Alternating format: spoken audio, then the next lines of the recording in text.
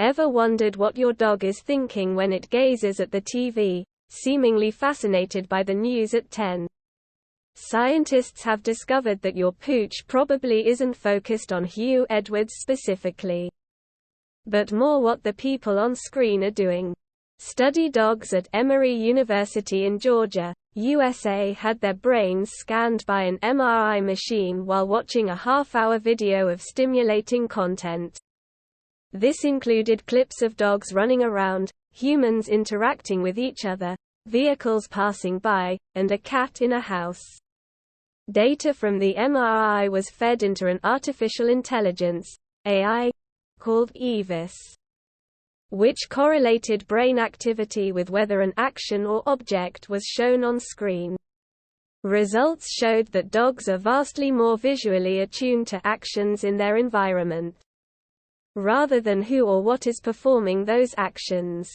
Neuroscientist Erin Phillips said, "While our work is based on just 2 dogs, it offers proof of concept that these methods work on canines. I hope this paper helps pave the way for other researchers to apply these methods on dogs, as well as on other species, so we can get more data and bigger insights into how the minds of different animals work." Dogs possess only 2 types of cone cells in their eyes and can only perceive the colors blue and yellow. This is vastly different to humans, who have 3 types of cone cells and can visualize the whole color spectrum. However, scientists believe dogs could visually perceive the world differently to humans in these ways because they need to be more aware of threats in their environment. Canines also have a higher density of motion-sensitive vision receptors than us. It could also be because they are more reliant on their other senses as, while humans are very visually oriented, dogs' olfactory senses are much more powerful.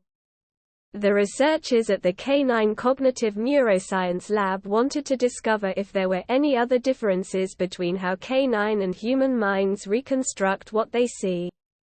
They recruited Bubo, a 4-year-old male boxer mix, and Daisy, an 11-year-old female Boston Terrier mix, to participate in a study.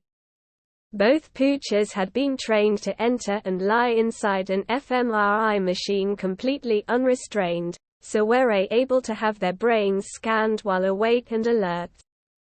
"They didn't even need treats," said Ms. Phillips.